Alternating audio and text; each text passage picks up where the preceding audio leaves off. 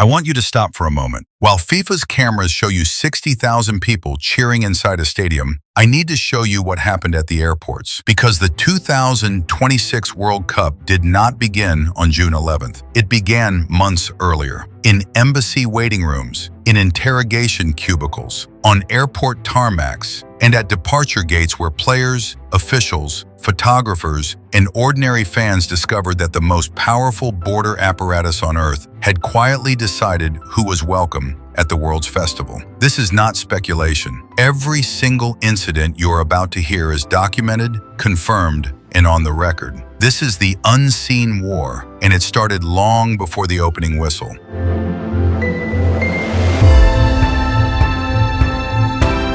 Let's establish the scale of what we're talking about. Breel Embolo, Swiss international, veteran of 2 World Cups, 24 goals in 86 appearances for his country, a man with a fully approved travel authorization, the same document held by his entire squad. The morning his team flew to San Diego, his clearance was placed under further review. The Swiss Federation's statement was precise. His authorization had been approved until 10:30 that morning. At 10:30, they were informed it required further review. 10:30, 3 hours before a World Cup departure. His teammates boarded. He did not. The reason, confirmed days later, was a criminal conviction relating to an altercation in Basel in 2018. The Swiss Federation noted, specifically, that the embassy's inquiries focused on whether physical violence had been involved. It had not. He was eventually cleared, days later, after his team had already begun training without him. But the story that will define this tournament is not Embolo's. It is Omar Artan's, the CAF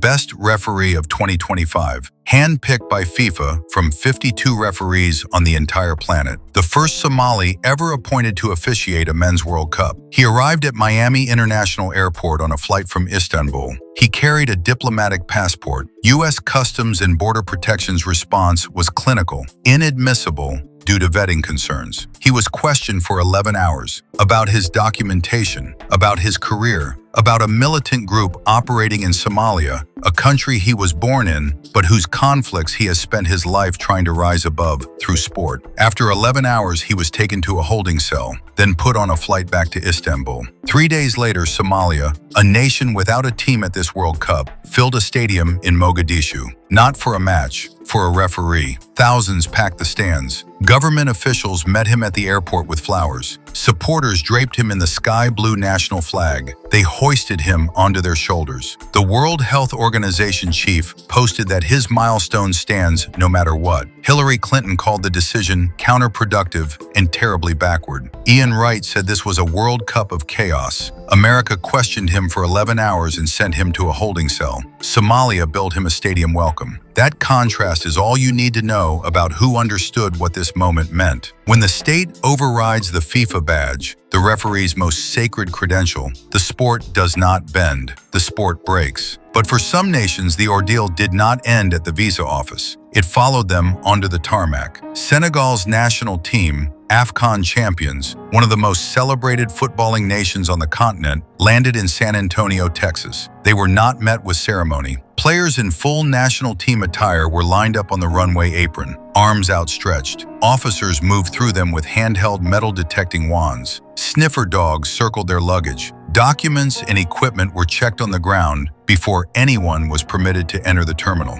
In New York, Uzbekistan arrived for a pre-tournament friendly against the Netherlands. Their manager, Fabio Cannavaro, the man who lifted the World Cup as Italy's captain in 2006, a Ballon d'Or winner, one of the greatest defenders the game has produced, was ordered off his team bus with his entire staff. Bags placed on the floor of the pavement, metal detector wands, phones inspected. The footage of both incidents circulated globally and generated immediate outrage. The Netherlands players, attending the same match in New York, were not subjected to the same procedure. Cannavaro was asked about it afterward. He said only this: "They told me it's the rules. But in the end, the check was only for us." Pause on that. A World Cup legend standing on a pavement in New York, pockets emptied, saying quietly, "The check was only for us." Those 7 words are the verdict on this tournament's preparation.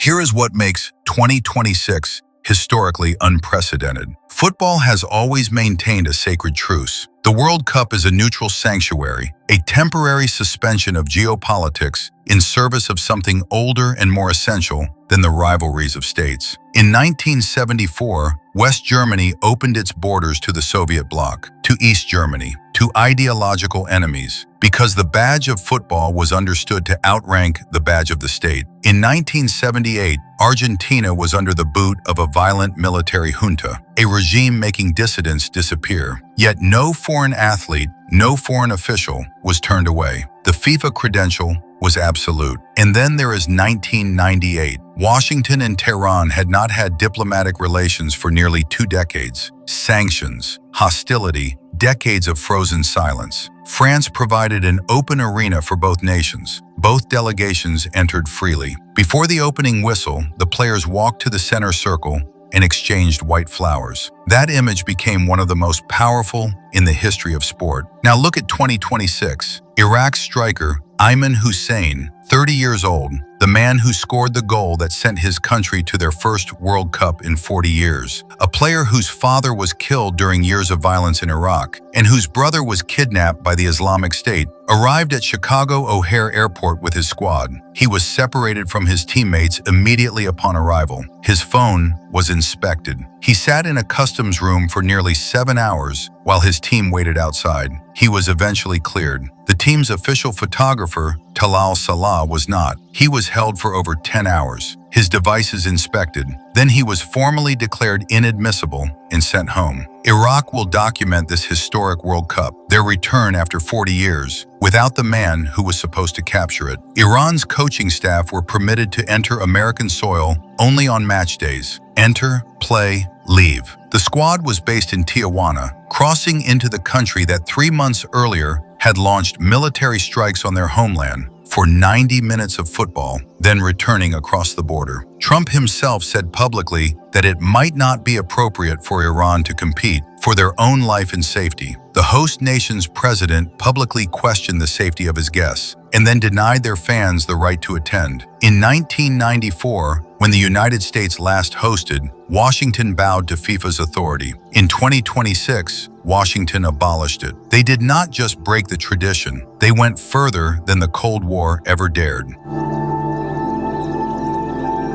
Now consider what Iran's players are actually doing every time they cross that border. In late February of this year, the United States and Israel launched military strikes on Iran. Over 1,000 people were killed. The supreme leader was among the dead. The country was at war. 3 months later, Iran's footballers are boarding a bus in Tijuana and driving across the border into the country that bombed their homeland to play football. Iran had initially refused to participate. Their sports minister announced on state television that under no circumstances could they compete in a World Cup hosted by a country that had assassinated their leader. FIFA's president personally intervened. He watched a friendly match in Turkey. He posted that FIFA would ensure the best possible conditions for the team. Eventually, Iran agreed to come. They live in Mexico. They cross on match days. They play. They return. And the fans who bought official tickets through FIFA's own authorized channels were told 3 days before the tournament began, "Your allocation has been revoked, not reduced, not restricted, erased." FIFA grants every participating nation 8% of stadium capacity for their matches, a guaranteed standard applied to all 48 nations. Iran's seats at SoFi Stadium in Los Angeles and Lumen Field in Seattle were withdrawn entirely, with supporters who had already finalized travel arrangements given no recourse. The Iranian Federation's statement was precise. Depriving Iranian supporters of access to their lawful and official allocation of tickets is an action contrary to the spirit of governing international competitions and the principle of equality among participating countries. FIFA, the organization that awarded Donald Trump its inaugural Peace Prize, issued a statement saying it was working with the Federation to identify compliance solutions.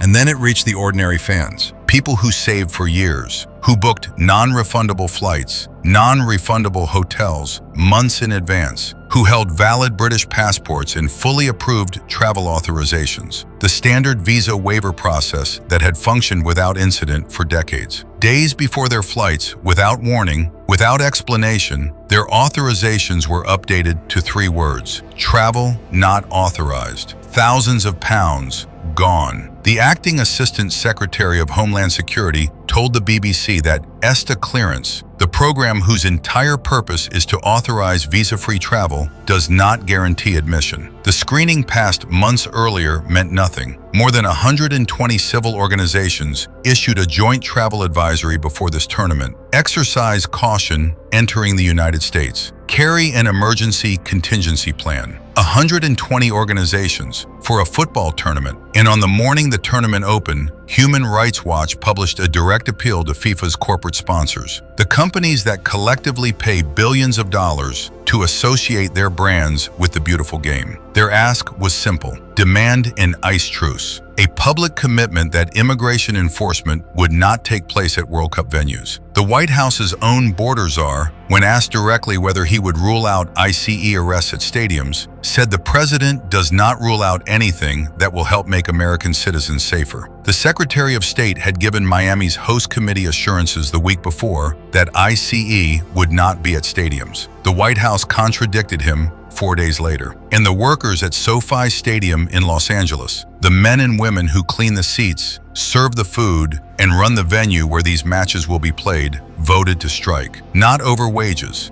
not over conditions, because they are afraid that going to work means risking detention. The people running the tournament are afraid to attend it. FIFA sold this tournament to North American commercial infrastructure and called it Unity. They awarded the man responsible for these policies their inaugural Peace Prize. And when the border swallowed referees and photographers and vice captains and fans, they issued statements about working closely with all parties and not being involved in host country immigration processes. But the border did not stop at the gates. It bled directly onto the pitch. When a host nation striker received a direct red card, the president made 3 phone calls to the head of FIFA. He openly admitted in the Oval Office, red card. I didn't know what the hell a red card was. When I found out, I said, you got to be kidding. This guy just hands up, okay, your best player's not going to play next week or in the next game. I said, wow, that's a lot of power. That's terrible.